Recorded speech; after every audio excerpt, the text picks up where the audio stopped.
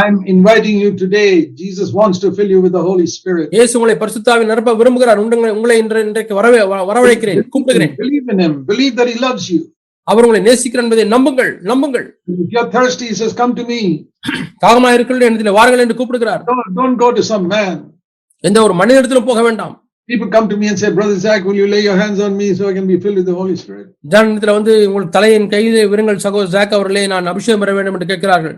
He said, my hands are empty hands. Nothing will come by my putting my hands on you. என்னுடைய கரங்கள் வெறுமையான கரங்கள். என்னுடைய கரத்தை உங்கள் மீது வைத்து என்ன பிரயோஜனம்? Ask Jesus to put his nail-pierced hand on your head. ஆணி பாய்ந்த கரங்களை இயேசுவே என் மீது வையும் என்று கேளுங்கள், தலை மீது வையும் என்று கேளுங்கள். அதுக்காக ஜெபியுங்கள். Fill you with the Holy Spirit. அவர்களை பரிசுத்தாவினால் நிரப்புவார். John the Baptist, I can only baptize you in water. I cannot baptize you in the Holy Spirit. நான் ஜலத்தினால தான் ஞானஸ்நானம் கொடுக்க முடியும், அக்கினியினாலே அபிஷேகத்தினாலே கொடுக்க முடியாது என்று சொன்னார். John the Baptist. யோவான் ஸ்நானகன் சொன்னார். You have to go to Jesus to be baptized in the Holy Spirit. பரிசுத்தாவின் அபிஷேகத்தை பெறுவதற்கு அவர் இயேசுவிடத்திலே போக வேண்டியதா இருந்தது. There are some pastors who say, come, I'll lay my hands on you. சில பாஸ்டர்மார்கள் சொல்கிறார்கள், வாருங்கள் என் கரத்தை உங்கள் மீது வைக்கிறேன். And they put their empty hands on your head. தங்களுடைய வெறுமையான கரங்களை உங்கள் தலை மீது வைக்கிறார்கள். Sometimes what they communicate is the same evil spirit is in them comes into this person. சில சமயத்தில் அவர்களுக்குள்ள இருக்கக்கூடிய அதே தீய ஆவியை உங்களுக்கும் கொடுத்து விடுகிறார்கள். I've seen that happen. நான் நடப்பதை பார்த்திருக்கிறேன். Jesus. இயேசுவிடத்திலே போங்கள். If anyone is thirsty, let him go to a pastor. No, let him come to me, Jesus said. தாகமா இருந்தால் பாஸ்டரிடத்திலே போக வேண்டுமா? இல்லை, என்னிடத்திலே வா என்று இயேசு அழைக்கிறார். Come to Jesus. I went to Jesus. இயேசுவிடத்திலே வாருங்கள், நான் இயேசுவிடத்திலே போகிறேன். What will be the result? அவருடைய விளைவு என்ன? Verse 38. 38ஆம் வசனம். From the innermost being rivers of living water will flow. உள்ளத்திலிருந்து ஜீவ தண்ணீர் உள்ள நதிகள் ஓடும் என்றார். Do you know the difference between getting water from a hand pump and the river flowing? ஒரு கையினாலே அடிக்கக்கூடிய அந்த பம்பில் இருந்து வரக்கூடிய தண்ணீருக்கும் ஒரு ஆறிலே ஓடக்கூடிய தண்ணீருக்கும் வித்தியாசத்தை பார்த்திருக்கிறீர்களா? I've been in some places where I pumped water with a hand pump. நான் இந்த ஹேண்ட் பம்பிலே கை அடிக்கக்கூடிய அந்த பம்பில் இருந்து நான் தண்ணீர் எடுத்திருக்கிறேன் சில இடங்களிலே. You see that in some of the roads in the villages in India. இந்தியாவிலே உள்ள கிராமங்களிலே சில சாலை ஓரங்களிலே அந்த அடி பம்ப் இருக்கும். With great effort you pump and pump and pump and pump and then you get a little bit of water in the bucket. அதிக சக்தியை பிரயோகித்து நீங்கள் அடித்துக் கொண்டே இருந்தால் கொஞ்சம் தண்ணீர் வரும். It's not like that. That is human struggle. அது மனுஷிக போராட்டம். The fullness of the Spirit Jesus is like a river. இயேசுவுடைய ஆவி நிறைவு என்பது ஒரு ஆறை போல. Many rivers. அநேக நதிகள் flowing from the innermost being. உள்ளத்திலிருந்து ஓடுகிறது. Who is pumping that river? அந்த ஆறை அடிப்பது யார்? God is doing it. தேவன் அதை செய்கிறார். Jesus pumping and river flowing out. அங்கே பம்ப் பண்ணி கொண்டே இருக்கிறார், நதிகள் ஓடிக்கொண்டிருக்கிறது. I remember in the early days when I was preaching. ஆரம்ப நாளிலே நான் பிரசங்கிக்கும் பொழுது எனக்கு ஞாபகம் வருகிறது. With great struggle, few words would come out. அதிக போராட்டத்துக்கு பிறகு கொஞ்சம் வார்த்தைகள் வரும். It's like the hand pump. அது அடி பம்பு போல. But when God filled me with the Holy Spirit, ஆனால் தேவனை பரிசுத்த ஆவியினால் நிரப்பும் பொழுது it's like river in all directions. அது எல்லா திசைகளிலும் நதி. That's not me. அது நான் அல்ல. I only thirsted. நான் தாகமாய் மட்டும் இருந்தேன். I still thirst today. இன்றைக்கும் கூட நான் தாகமாய் இருக்கிறேன். Every day I pray, Lord Jesus, fill me with the Holy Spirit. ஒவ்வொரு நாளும் ஆண்டவராகிய இயேசுவே என் ஆவியினாலே நிரப்பும். You can take away my health, you can take away my money, but don't take away the Holy Spirit from me. ஆண்டவரே, என்னுடைய ஆரோக்கியத்தை எடுத்துக்கொள்ளலாம், என்னுடைய பணத்தை எடுத்துக்கொள்ளலாம், ஆனால் பரிசுத்த ஆவியானவரை மட்டும் எடுத்துக்கொள்ள வேண்டாம். Pray like that. அதுபோல ஜெபியுங்கள். Your life will be changed, I tell you. நான் சொல்லுகிறேன், உங்களுடைய வாழ்க்கை மாற்றப்படும். I'm so burdened that all of you should be filled with the Holy Spirit. நீங்கள் எல்லாரும் பரிசுத்த ஆவியால் நிரப்பப்பட வேண்டும் என்று நான் பாரப்படுகிறேன். God loves you, my brothers and sisters. என் அருமையான சகோதர சகோதரிகளே, தேவன் உங்களை நேசிக்கிறார். Jesus purchased this for you on the cross. இதை சிலுவையிலே உங்களுக்காக விலை கொடுத்து வாங்கி இருக்கிறார். I can't help you. நான் உங்களுக்கு உதவி செய்ய முடியாது. I can baptize you in water. நான் தண்ணீரிலே உங்களுக்கு ஞானஸ்நானம் கொடுக்கலாம். Jesus can baptize you in the Holy Spirit and fire. இயேசு உங்களை பரிசுத்த ஆவியினாலும் அக்கினியினாலும் உங்களுக்கு ஞானஸ்நானம் கொடுப்பார். What do you have to do? என்ன செய்ய வேண்டும்? First, தாகமாயிருங்கள். Lord, I want this more than anything else. ஆண்டவரே, எதை காட்டிலும் அதிகமாக இது எனக்கு வேண்டும் ஆண்டவரே. And I believe you will do it for me. That's the second thing. ஆண்டவரே, நீர் எனக்காக செய்வீர் என்று நான் நம்புகிறேன். Don't come to him and say, "Oh, I'm not sure whether he'll do it." அவர் செய்வாரோ இல்லையோ தெரியவில்லை என்று சந்தேகத்தில் வர வேண்டாம். Then you will not get it. அப்படியானால் உங்களுக்கு கிடைக்காது. If you don't thirst and you don't believe, you won't get it. தாகமும் இல்லை, விசுவாசம் இல்லை என்று சொன்னால் உங்களுக்கு கிடைக்காது. If you thirst, உங்களுக்கு தாகமா இருந்தால் and you say, I believe you'll do this for me, Lord. ஆண்டவரே நீர் எனக்கு செய்வீர் என்று நம்புகிறேன். I can give you a written guarantee. God will fill you with the Holy Spirit. தேவன் உங்களை பரிசுத்தால் நிரப்ப முடியும் என்று சொல்லி நான் எழுதி உத்தரவாதமாய் தர It முடியும். doesn't matter if you're a new believer நீங்க ஒரு புது விசுவாசியா இருந்தாலும் பரவாயில்லை, or a sister, அல்ல சகோதரியா இருந்தாலும் பரவாயில்லை, young girl, young boy. வாலிப சகோதரன் வாலிப சகோதரி, You go to God and say, Lord, I'm going to pray from today onwards that I must be filled with the Holy Spirit. நீங்கள் தேவனிடத்திலே போய் ஆண்டவரே நான் இன்றிலிருந்து நான் ஜெபிக்க போகிறேன் என்று கேளுங்கள். And I will not let you go until you answer me. ஆண்டவரே நீர் எனக்கு பதில் கொடுக்கிற வரைக்கும் நான் உம்மை விட மாட்டேன். I prayed for many months. நான் அநேக மாதங்கள் ஜெபித்தேன். And when I hit rock bottom, that's when God lifted me up. நான் அந்த பாறை அடிமட்டம் வரை போன பொழுதுதான் தேவன் என்னை தூக்கி எடுத்தார். You remember when they came to Jesus in the wedding in Cana saying, there's no wine. திராட்சரசம் இல்லை என்று சொல்லி கானாவூர் கல்யாணத்திலே இயேசுவிடத்திலே வந்து சொன்னார்கள் தெரியுமா? Mary came and told Jesus, there's no wine.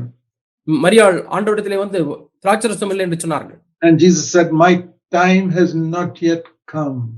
என்னுடைய நேரம் இன்னும் வரவில்லை என்று இயேசு சொன்னார். I thought about that. நான் அதை குறித்து எண்ணி பார்த்தேன். And I think this is the reason. இதான காரணம். There was still 3-4 glasses of wine left. இன்னும் 2-3 டம்ளர் திராட்சரசம் அங்கே இருந்தது. Also the wine had all gone.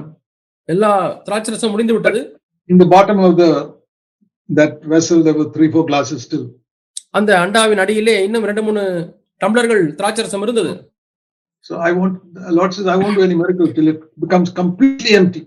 அது முழுமையாய் வெறுமையாகாத வரை நான் அற்புதம் செய்ய மாட்டேன் என்று ஆண்டவர் சொன்னார். My time has not yet come. என்னுடைய நேரம் இன்னும் வரவில்லை.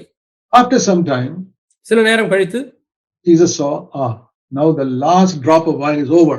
இப்பொழுது கடைசி சொட்டு திராட்சரசம் வரை முடிந்து விட்டது.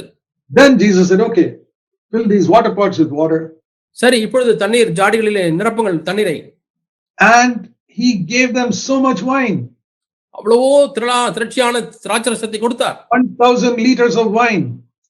1000 லிட்டர் திராட்சரசம். Just for that small wedding party there. அங்கே உள்ள சின்ன அந்த திருமண விழாவிற்கு. It's a picture of the fullness of the Holy Spirit. பரிசுத்த ஆவியான நிறைவின் ஒரு காட்சியை பார்க்கிறோம். If you have not come to the end of yourself, the Lord will say, my time has not come.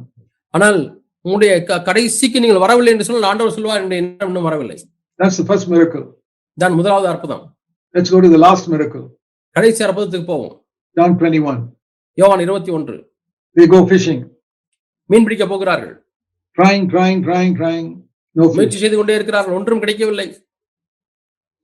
But they're still trying. ஆனாலும் முயற்சி செய்து கொண்டிருக்கிறார்கள். It started at 6 o'clock. It's now midnight. 6 மணிக்கு மாலை ஆரம்பித்தார்கள். இப்பொழுது நடுராத்திரி ஆகிவிட்டது. No, we'll get it. They're still trying. இன்னுமாய் நாம் பிடித்து விடலாம் என்று இன்னும் முயற்சிக்கிறார்கள். 4 o'clock in the morning. 4 மணி ஆகிவிட்டது. 5 o'clock. 5 மணி ஆகிவிட்டது. They've been trying for 11 hours. 11 மணி நேரம் மீன் பிடிப்பதற்கு முயற்சி செய்து கொண்டிருக்கிறார்கள். Finally Peter says, okay, let's go. பேதுரு சொன்னார், திராட்சரசம் இல்லை என்று சொன்னது போல மீனே இல்லை. Saul, no use, let's go home. நீ பிரயோஜனமே இல்லை, வீட்டுக்கு போகலாம். Pull the nets in. அவர்கள் வலைகள் எல்லாம் எடுத்து படகு கொண்டு வருகிறார். Jesus appeared on the shore. அந்த நேரத்தில் தானே கரையில இயேசு தோன்றினார். Now you're ready. இப்பொழுது நீங்கள் ஆயத்தமாக இருக்கிறீர்கள். Cast your net on the right side. வலதுபுறத்திலே மீன் வலையை போடுங்கள். And they got 153 fish. 153 பெரிய மீன்கள் எடுத்தார்கள். Big fish. பெரிய மீன்கள். What is the lesson? என்ன பாடம் கற்றுக்கொள்கிறோம்? The Lord says, my time has not come till you come to a zero. நீ பூஜ்ஜியம் என்ற நிலைக்கு வரும் வரை என்னுடைய நேரம் இன்னும் வரவில்லை. The first miracle in the wedding of Cana, when it came to zero, God met with them. முதல் அற்புதம் கானா ஊரிலே அவர்கள் பூஜ்ஜியம் நிலைக்கு வந்தபொழுது தேவன் அவர்களை சந்தித்தார்.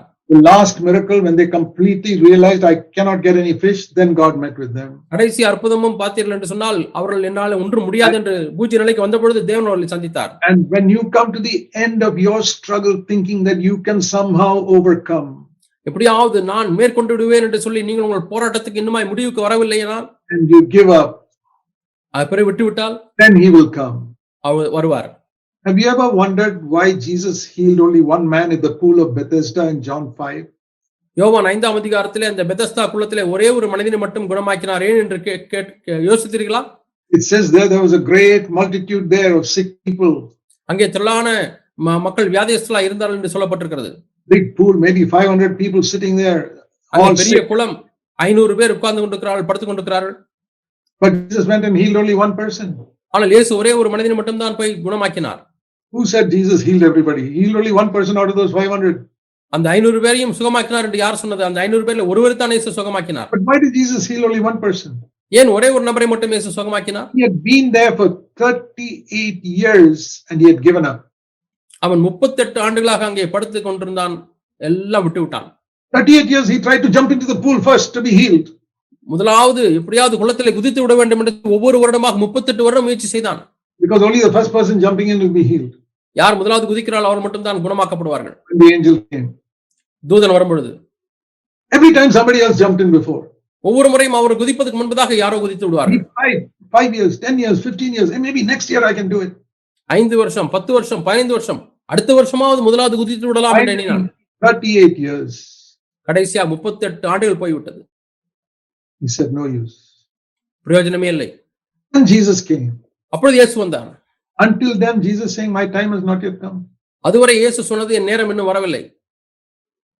That is a picture of how the Israelites wandered the wilderness for 38 years after the Lord brought them to the borders of Canaan. அந்த கானான் தேசத்தின் ஓரத்திற்கு தேவன் எல்லைக்கு கொண்டு வர முன்பதாக 38 ஆண்டுகள் எப்படி அவர் நடந்தார்களோ அதனுடைய கதை இங்கே நாம் பார்க்கிறோம், காட்சியை பார்க்கிறோம். They came to the borders 2 years after leaving Egypt.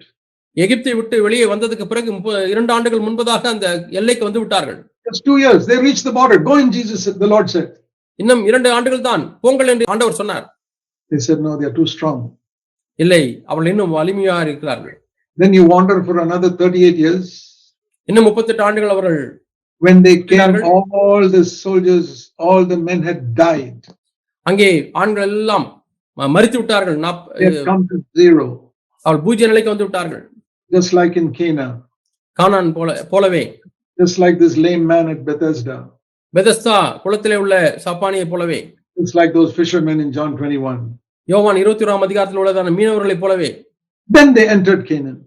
அதற்கு பிறகு அவர்கள் கானானுக்குள்ளே பிரவேசித்தார்கள். Throughout the Bible the message is the same. வேதம் முழுவதுமாக செய்தி அதேதான். God is waiting till you come to the end of yourself and your strength.